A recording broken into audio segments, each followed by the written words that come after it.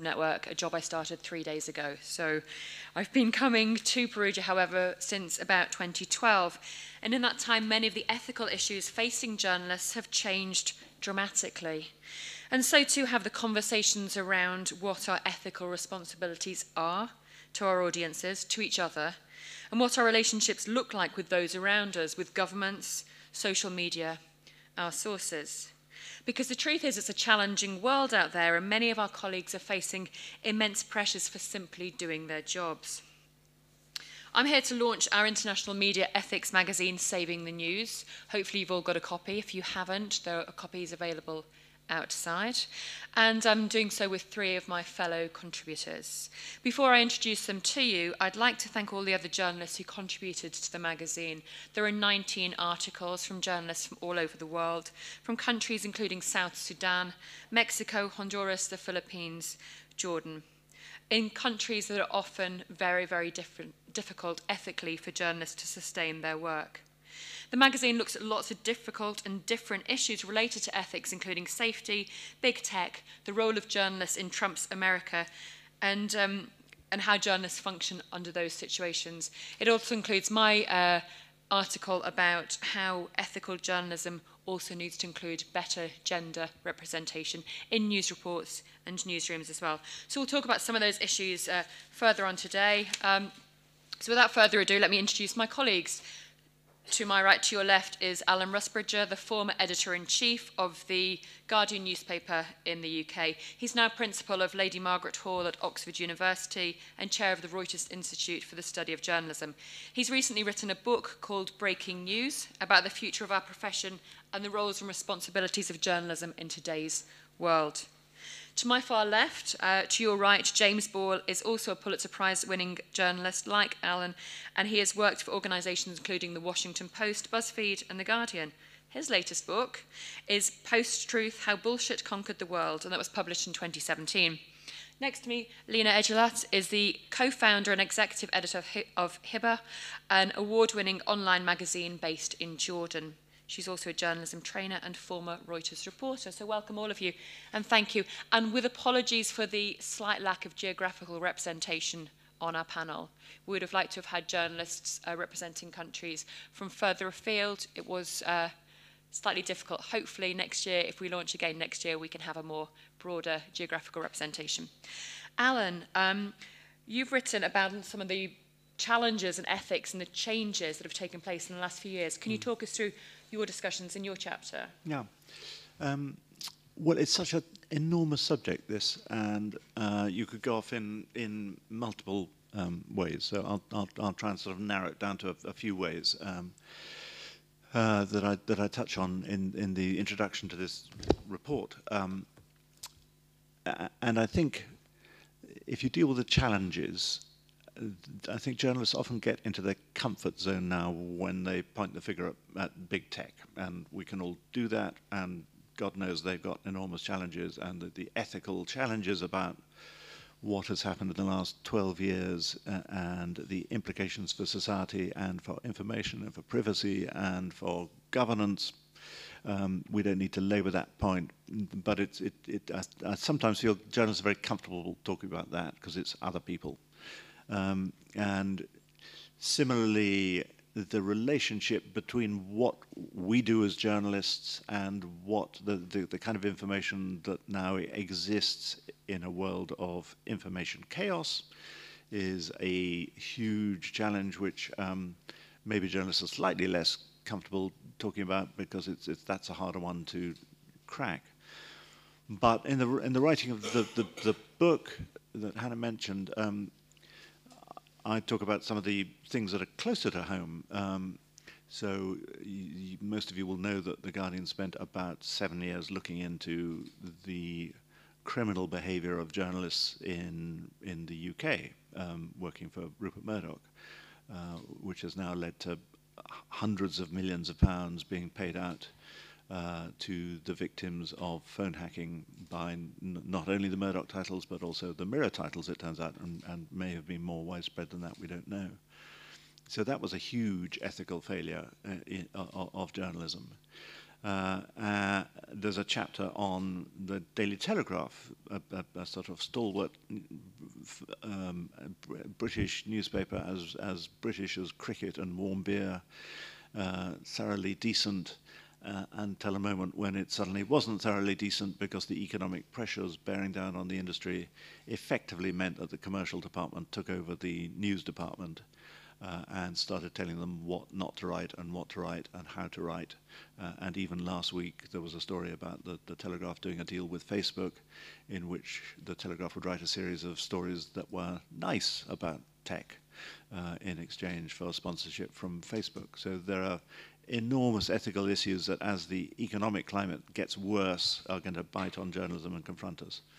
And then there are the ethical issues involved in things like climate change, where your business model may point in one direction because it may be that people don't want to read about climate change, that they're frightened about reading about climate change, and your metrics may lead you away from writing about climate change, which would be a great business model, but catastrophic for the planet.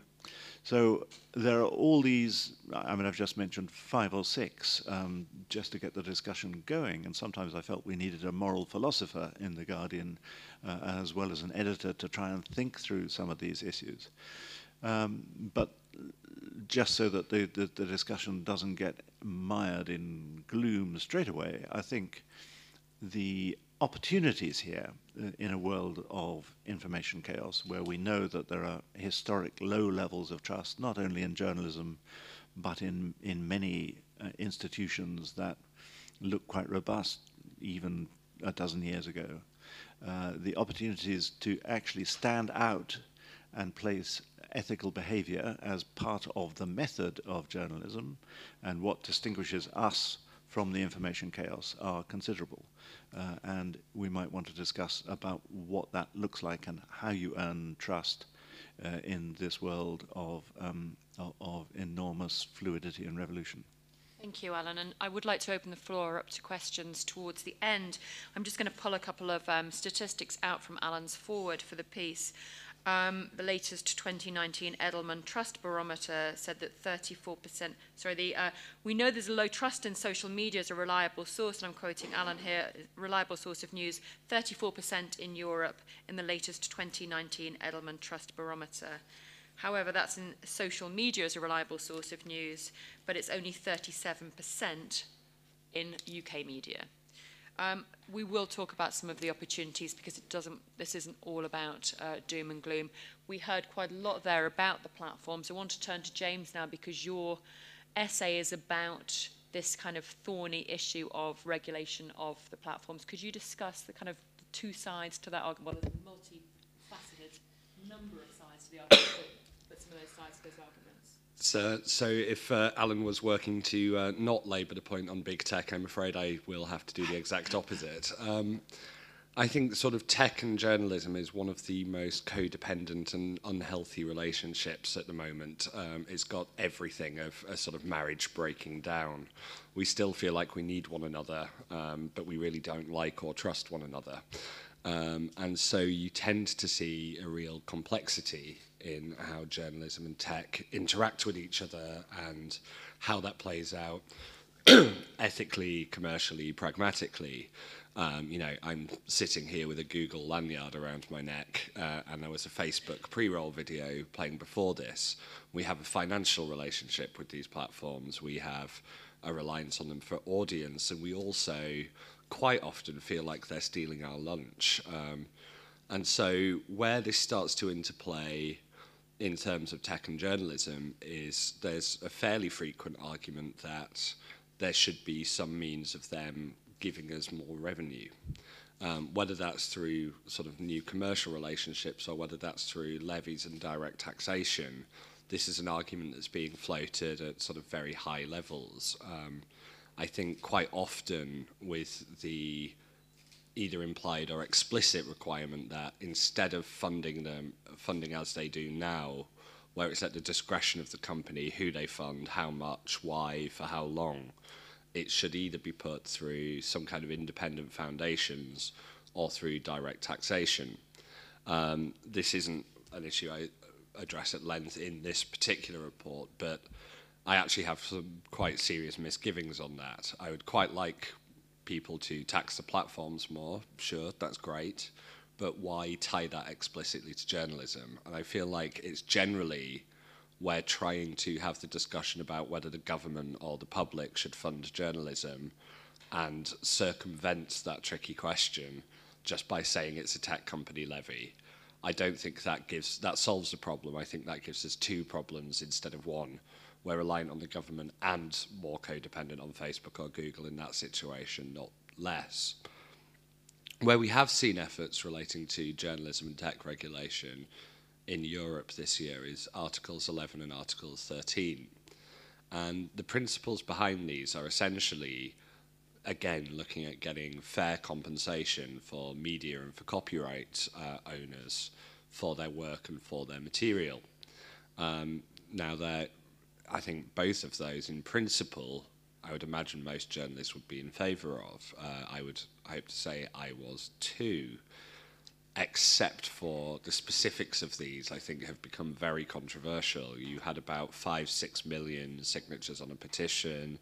German language Wikipedia went black for a day over it. Quite a lot of very, very distinguished experts have warned that these are two quite stupid pieces of law. And that's kind of where I've shaken out on it. Article 11 essentially means that publishers can choose to require a copyright charge for the little snippets of information that appear on a search listing like Google, meaning that Google either gives some revenue for displaying those or just won't display it and will display only the most basic of title information about a site. Now, clearly, if you were searching for any kind of news topic, if you're a newsroom that's insisted on this charge and Google decides it doesn't want to pay it, where does that leave you? Your site will look uninformative, your link will be unappealing, and another site, which may be extreme, which might not have your standards, which might not have your ethics, but is reliant on a much more churn-through click model, will still appear. And so I'm not sure this really does anything but ghettoise quality journalism. Similarly, Article 13 is an attempt to increase liability for copyright for sites like YouTube, Facebook, and other sort of social networks. It basically gets rid of some of the sort of protections they have at the moment. At the moment, if a content is flagged as breaching copyright, they have 24 hours or so to remove it. The new principle basically means if they're ever hosting material in violation of copyright, they are fully liable for it. Now, in principle, the rules still allow parody, fair use, etc. They're not trying to tighten that up. But because of that strict liability, they're going to have to pre-screen content as it goes up. And those filters, just by level of tech sophistication, will have to be far more cautious because that's where the risk is to the network. And so they risk actually stifling a lot of fair use and stifling, parody, satire, but also I think journalism. I think we're going to find a lot of content is caught up in these. And unfortunately, it was also quite badly drafted in ways that will catch small sites with small revenue, which was absolutely needless, wasn't the intention of the lawmakers, and was just rushed through in a really stupid process. I think, unfortunately, both of these sort of articles and this overall legislation is a sign quite often of media owners at their worst, trying to use lawmakers to pass sort of stuff that actually isn't in the public interest, certainly isn't in the interest of users, and is essentially trying to pull us back to revenues of old days. And I don't think it will work, and I don't think it deserves to. And so I don't think we've behaved very well on the whole in this. Thank you, James. And I think that notion of, looking outwards and pointing the finger is a really interesting and important one. And you make the point in your article of this almost desperate notion that something has to be done. So it's got to be something has to be done. And almost this sense of panic that, let's just do anything, really. Do you want to respond to that briefly, or? Yes, I mean it's from Yes Minister, a very old British sitcom. Something must be done. This is something. Let's do it. I think we have a terrible habit of doing it, and I think more often, even though it's quite weirdly it's quite difficult, doing nothing is quite a good idea until you know what you're dealing with. And I think we don't yet know what we're dealing with, and we don't yet know what works. I'd like to see us experiment a lot more before we start taking decisive action in ways that often just ends up counterproductive, and then means not only do you have to then try and do the positive thing, you've got to unwind your previous bad decision. So I think each time we do something poorly thought through, it gets us further away. It's not a step on the path. It actually often drags us in the wrong direction. Thank you. So we've talked quite a lot about looking outwards, pointing the finger at other people potentially. Alan touched on that as well. As journalists, we're not very good at self-regulation, looking inside at what's working and not working within our own environments. Lina writes her chapter on the importance of walking the walk, what it means to be a progressive media outlet in a country, Jordan, where often there are fairly immense challenges to walking that walk. Lina, do you want to talk us through some of the challenges that you've written about in your chapter? Sure. Thank you. So yeah, I think it's interesting. One of the conversations that I find also dominant, in this festival, but also kind of in the independent media sphere, has been, about business models, sustainability, funding. And I run an online magazine that, with a team of 13 people. So, it's not too small, but it's fairly small. And we're constantly pushed to think in that direction, obviously, of how to make it work financially, how to think about sustainability, how to think about different revenue-generating activities. In addition to, obviously, not in addition to, but this is one conversation that is dominant. But obviously, we define ourselves as an independent, progressive media outlet in a landscape that is, that might be somewhat. It may be poor in such media. So one of the processes we went through last year was we did this sort of internal, in partnership with the Ethical Journalism Network, we did this internal ethical audit. And at the beginning, our team members were very skeptical of, this idea that somebody's going to come and sort of walk us through. I think the word audit was just a bit misleading, And oftentimes we find that the focus is so much on the journalists and like how they practice, how they report on their stories, what they do with their sources. We have all these code of ethics for how they should do things. But I don't. What we've realized when we started this process is that we don't sufficiently think about ethical governance as media organizations, and what that means in light of all of these other conversations, around funding, around grant funding and project funding and business models and sustainability and whatnot. So I'll just give a few examples of some things that we that came up that we hadn't thought about before.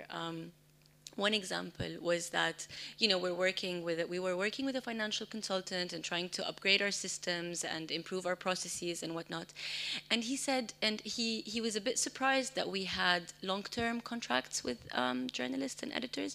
And he said, really, for an organization that depends on grant funding, you should have short-term contracts and you should have project contracts with people, because you never know when if you can keep people beyond a particular project and whatnot.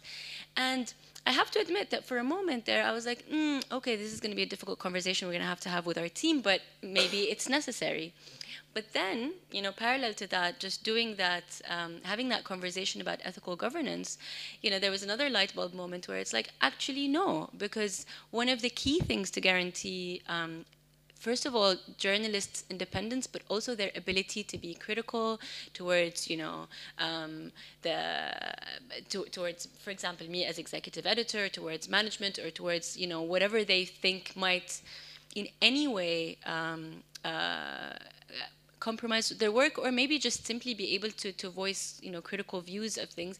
I just think that, I think maybe it's something that is obvious, but we don't treat it as obvious all of the time, that, job security and longer term contracts are actually a very important pillar of that if we want to talk about ethical journalism.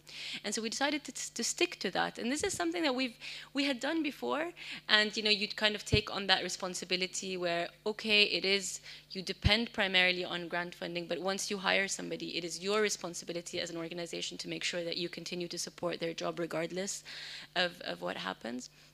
And I know that is easier said than done, but we did make that one particular decision. And then there were other things. We have reporters who are reporting obviously on labor violations, on human rights violations, on issues where we demand strict obviously accountability and responsibility. But then you start looking inwards, and you're like, how our practices, when we start, and there are some questions that are not answered yet. I was on a panel yesterday where we were talking about fighting for survival and business models for like media startups, and many of us were saying how one of the key things you do today is that you try so many different things, and you start doing so many different revenue generating activities. So journalists are not supposed to be just journalists, they're supposed to be techies, and they're supposed to do trainings, and they're supposed to do consultancies, and they're supposed to do editorial services, and you do all of that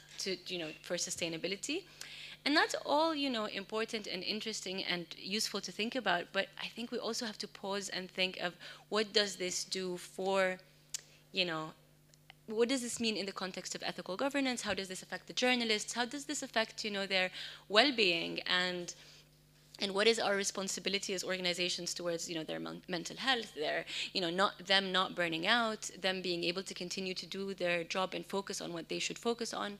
So, I don't have all the answers to these questions, but I think just the process of reflecting on that has been extremely important for us, and it's obviously going to be ongoing. Thank you, Lina. And I think the important thing is, to that last point that Lina made, is she doesn't have all the answers. None of us have got all the answers. One of the things that the EJN does is tries to bring people together to discuss some of the nuances, to try to understand what might work, what might not work. There is really no black and white and no one-size-fits-all approach in terms of ethics. So it's really interesting to hear your input. Thank you. I want to be slightly controversial at 26 minutes past 11 and open the floor to questions, please, because I'm aware that there are certain thematic subjects we haven't touched on. If there's any questions anybody has now, I'm hoping there are, that I haven't just shot myself in the foot. Do we have a microphone, please? Thank you. Anybody got any questions? Come on. Yes, there's a gentleman down the front. Would you mind introducing yourself if you feel able to, please? So, my name is Conor Malumbi. I'm currently freelance, but full disclosure, I have accepted some Google DNI funding, so put that out there. My question is around collaboration in the industry, and the real challenge a lot of freelance or younger journalists face if you want to do something innovative or different. There's a lot of barriers. I think it's like a cultural thing as well, from scoops and all of us competing. But then when you go to the technical side, and you mentioned all the challenges against big tech, there's a huge resistance within the industry to collaborate, especially within a market, like within a territory. So maybe you'll get a global collaboration between large media companies, but within a market, people are very resistant to even share knowledge or, try and join together to compete and survive as an industry as a whole. And maybe you have thoughts on that. Do you mean collaborating editorially or collaborating in other manners? Probably other manners, especially technology-wise, but even editorially, there's always huge resistance. And is that something maybe we should be looking at a lot more? James, can I throw that to you? Yes, why not? I think more at The Guardian than anywhere else I worked, we ended up sort of doing an astonishing number of collaborations.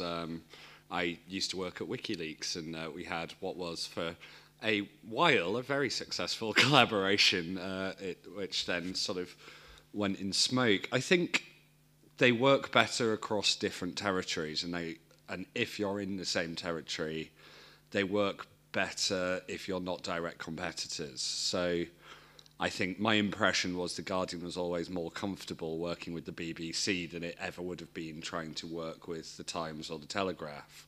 Not that either of the other two, I think, ever would have offered. They are incredibly difficult, though. They are culturally difficult. They are stressful.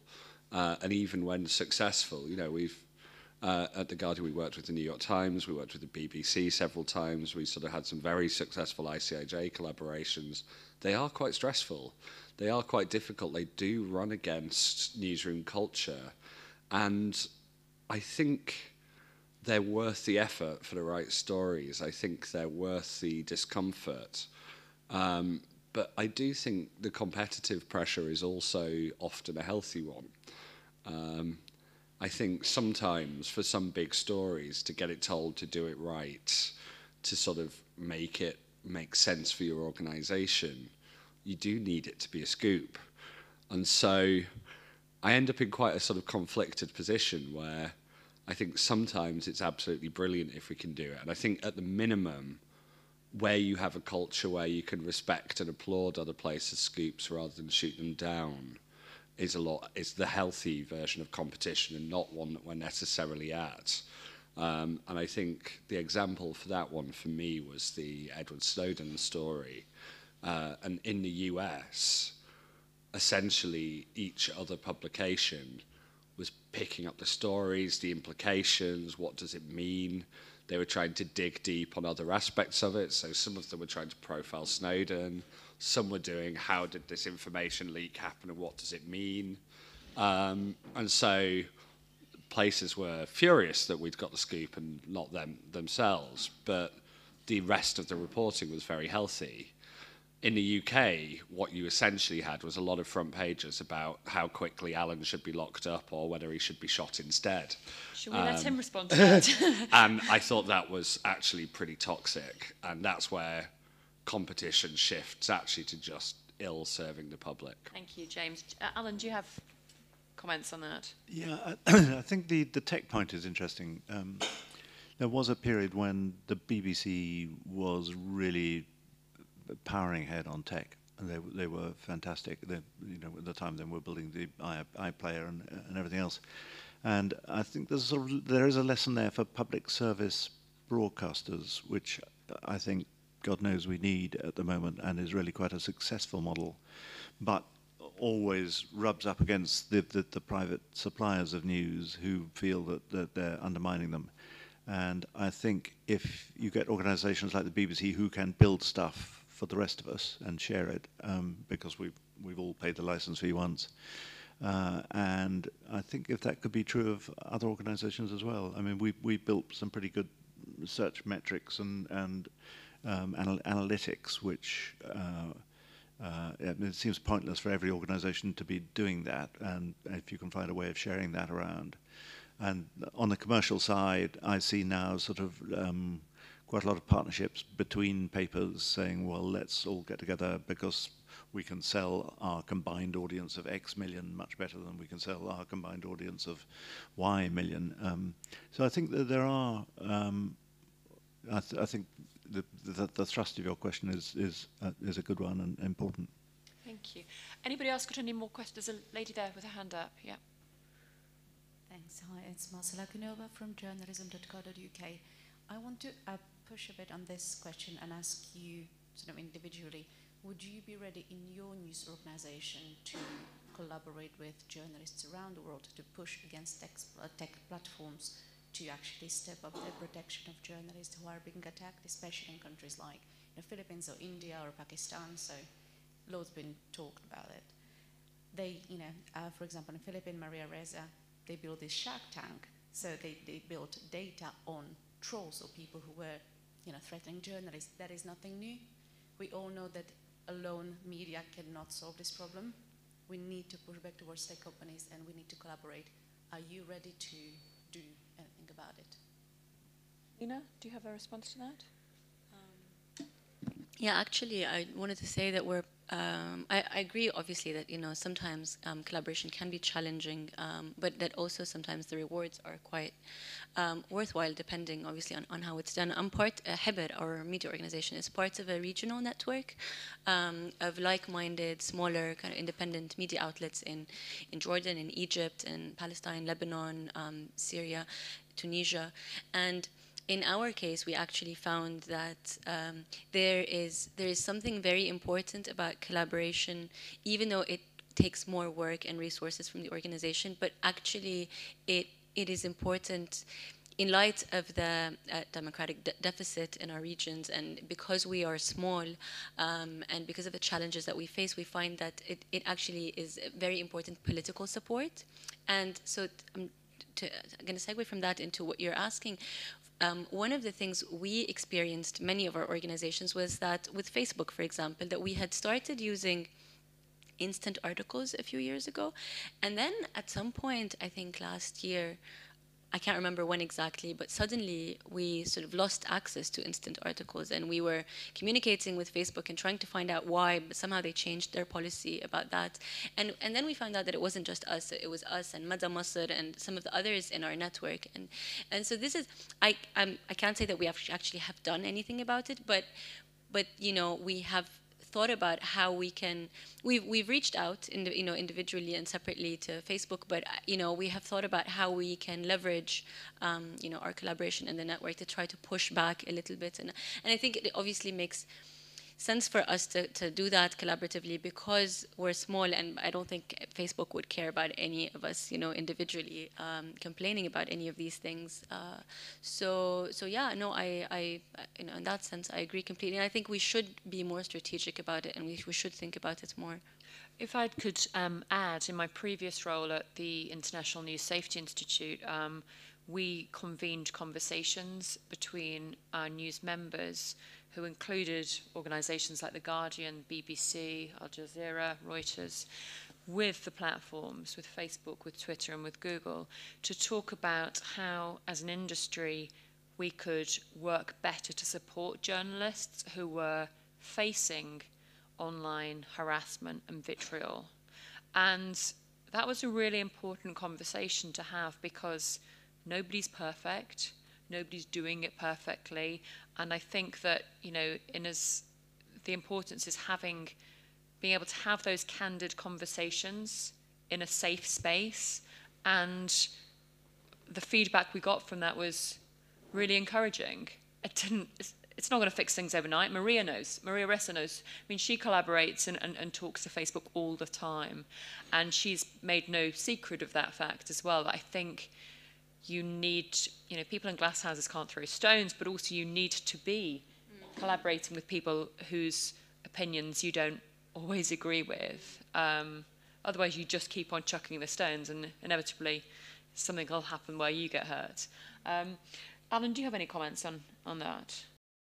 Just on the legal side, which is sometimes a point that I think is overlooked. So, I mean, famously, when we were threatened by the British government that they would do something nasty to us, and they came and helped us dismember our computers, so that the reporting became impossible in the UK. I mean, what saved that story was the ability to jump on a plane and edit out of New York, because you have the First Amendment. And I sometimes think we don't do enough forum shopping in terms of where we publish forum or who we collaborate with in order to get that kind of shelter. And the moment we started editing out of New York, we knew the American government would never come for us, probably. And I know in the subsequent big collaborations The Guardian's been involved in over Panama Papers or Paradise Papers, and you have maybe 70 news organizations around the world, well, that gives you great safety in numbers, because it's very difficult to pick off one person in one jurisdiction, because you've got this enormous ability to just move the pieces around, and it makes it almost impossible to requisition or papers or so forth. So that sort of legal aspect of thinking collaboratively and globally is quite important. Thank you. Does anybody? There's a lady with the red top on. Yeah. Question. Yeah. we're talking about now like technology and journalism, but something that is happening is also that now governments or like individual parties and politicians, I live in Germany for instance, and they are using our press teams to put out their message. For instance, a couple of weeks ago it was reported that one of the main broadcasters in Germany was trying to get hold of the Ministry of Transportation regarding the topic of speed limit in Germany, and he declined, saying that he didn't have time, so he had a busy schedule. But actually, then he put on, or they, his, I mean, the press team, they had an interview of him on Facebook, and you know, because we're talking about saving the news and saving the news ethics and the fight for the future of journalism. So there is now this kind of trend, maybe, of like these politicians, and we can see that also in the States with Trump, that he even has, how do you say, censored some people from the newsroom to even come to the press meeting. So I don't know if you could comment on that also, because that hasn't been mentioned now. So it's been just about technology, but also the fact that these politicians are now, or parties are just empowering themselves to kind of avoid the critical questions from journalists and just presenting themselves in the best light on social media. Who is your question to anybody anyone specifically? If you could comment, any of you. Does anybody want to touch on that? James, you happy to? It's, I think the internet does create a lot of opportunities for politicians and people in power to behave quite badly in terms of trying to sort of lose the intermediary and sort of talk directly to the public, which I think is sort of what you are getting at there. I think it can be a particular sort of piece of bad behaviour when they do it to get ahead of a story. So if you've kind of worked to find, say, a scandal about a politician, and then you're being responsible and being in line with actually how, in the UK at least, law works, in that you have there's a big benefit to you as a journalist in having gone to the person for comment. It's also in most ethical standards that you should do that. What you see some people then do is they put out a statement that spoils the story ahead of time to everywhere. They might put it on the internet, they might just drop it out there, which is a sort of an annoying habit that's helped by the internet. I mean, it's not entirely new. They could always ring a rival newspaper to do it. They could go around. Generally, I think good reporters learn how to turn it into an advantage. And when it's been done to teams that I've worked on, we almost end up just laughing and calling the person stupid, because they've given us absolute good, solid reason that would stand up in courts, that would stand up with regulators, to never go to them for comment again ahead of publication. They've sort of, because we can't trust them to act in good faith, they then lose one of their best opportunities to shape the story. And so part of it is making sure that newsrooms make actions have consequences, that we do try and sort of punish bad behaviour and that we don't get pushed around. When it comes to just being disintermediated, though, a politician just putting the information out, then we have to really look at that and think of that in the whole, because if a politician unfiltered is more trusted than we are as a voice and as an outlet, we have a much bigger problem than just the politician. So I think, I mean, to that point, exactly, I mean, we've seen in the last few years, and we used to collate casualty figures at INSEE of all of the journalists who had been killed in their job. And last year, obviously, we saw a huge change in terms of the threats being thrown at journalists, particularly in places that used to be bastions of free press, like the States, for instance. And you know, there is a kind of fight back going on, and I think that fight back has to start with the heart of the basic ethics of journalism. So if you go to, not necessarily now, but 35 and 38, in the report, there are 2 articles about how journalists are banding together in places like the States to try to fight back, because it's desperately stressful. And to Lina's point about within newsrooms we have a duty of care to support our journalists and look after them as well. It's very stressful at the moment being a journalist in many countries around the world where you maybe never thought you had to deal with levels of stress like that. So in the US under Trump, in the UK with all of the situation around Brexit. So lots of different issues that come to play around those ethical questions. Alan, do you have any comments in terms of just, quite how this terrain has changed in terms of how journalists are now more under threat because of that lack of trust, and what the answer might be?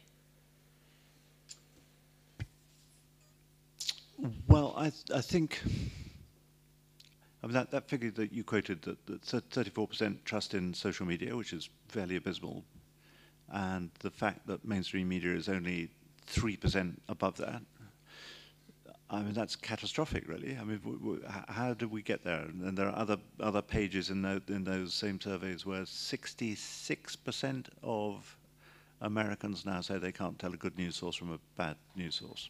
So we're living in a world of such inability to actually agree on facts that society is becoming almost ungovernable. I mean, you're kind of seeing that a bit in the UK at the moment, where any way forward on Brexit is impossible because nobody can agree on what the facts are. If one person says this, the other person just says, oh, that's Project Fear, we don't need to bother with that. And so you've got a sort of factless debate going on, and governance and government collapses. So how do you win that trust? And I think there are signals in the way that social media at its best work that show you how, left on their own, people find ways of trusting each other. So they listen. You have to listen on social media. You have to see what the other person is saying. You respond. If they demand your evidence, you show them the evidence. You don't take it on trust that people will believe your sources. You certainly don't say, I'm telling you this, I'm a journalist, therefore you must trust me. You say, look, here's my link, here's my source, here's my screenshot. So it's transparency. It's transparency, and it's much more iterative. I'll do this, you do that, I'll do this, and we can test each other as we go. And I think that is so.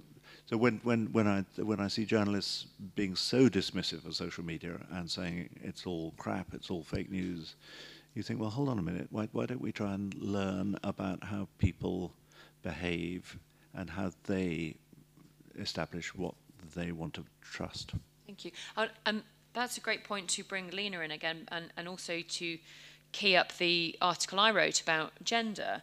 I think unless you build stronger relationships with your audiences and perhaps reflect them a little better, you're never going to be ethically fair and representative. You had a moment of reckoning when you were doing your audit where you realised that your editorial output wasn't quite what you thought it was. Can you talk us through that specifically with with gender in that frame? Sure. Yeah, it was interesting because, our team, our managing editor is a woman, I'm a woman. There are 2 women journalists on a team of, in a team of 4 journalists. So generally, we never thought, I mean, this was just something we didn't think about, any kind of gender imbalance in editorial output. But I think what we realized when we took stock of 2018 and what we've published and what we've covered, we found that only 38% of our content, of our articles, and whether commissioned or in-house, only 38% were produced by women. And if you take into account the number of women in the team that are producing content, it actually reflected the fact that very few of our contributing writers were women. And I think this is an issue.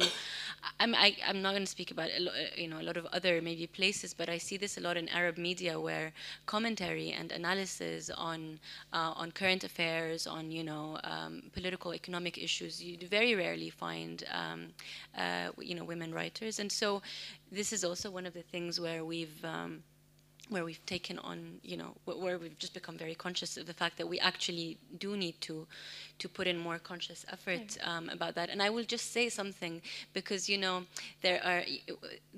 how we've discussed this a lot also, how in a lot of grant funding for journalism there's a problem with thematic funding, and that kind of that's the challenge with project funding. And a lot of thematic funding goes towards gender, and so obviously gender is not just women, but like gender in general. And I find that problematic, because usually it just focuses on the theme of the story itself. So they just constantly want you to write about gender, as opposed to just allowing a more diverse spectrum of people to write about everything. I think, and thank you. I'm looking desperately at my watch, because we have 6 minutes left before we get thrown out. Just very briefly, to your point, it's not just about gender. It's about a fairer, better representation of people who aren't usually reflected in the media. I think there was a question there, and then we'll take one more question, and then I'll just come to a last thought in terms of, one kind of final thought about the one thing that we can do to try and do better around ethics.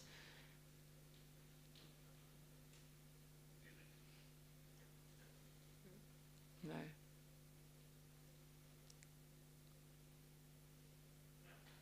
No. Do you want to? Can you just? So, Miles Smith from Internews, and we're actually working on a program on gender balance in sourcing. And I wonder if that was part of Lina's internal audit at Cyber, if you looked at the sourcing of the articles and whether you were sourcing women equally to men, or if that might be part of this project in the future. And secondly, if there are any tools that you developed that we might be able to use with other partners in the Middle East or elsewhere. Because it sounds like, many of our local media partners are concerned about how they're perceived, and would like tools on how they can. If you keep it quite quick.